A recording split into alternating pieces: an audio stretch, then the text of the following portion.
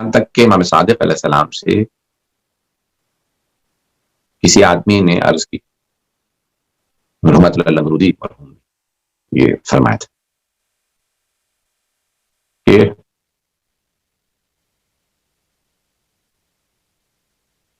میں نے آپ کے جد کی شان میں 5000 بیت کہیں،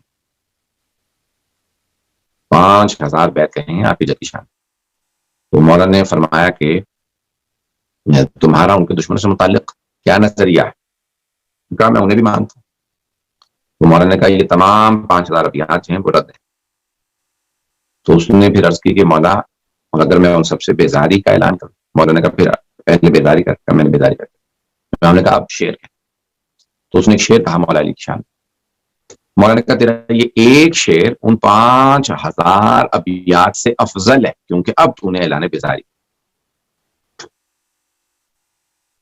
تو ضروری یہ ہے کہ انسان اعلان بیزاری کرے. چوتھے امام علیہ السلام نے جو سب سے زیادہ چیز واضح کی واقعہ کربلا کے بعد وہ یہ کہ اہل بیت کو ماننے کا مفہوم یہ ہے کہ انسان ان کے دشمنوں سے بیزاری کرے.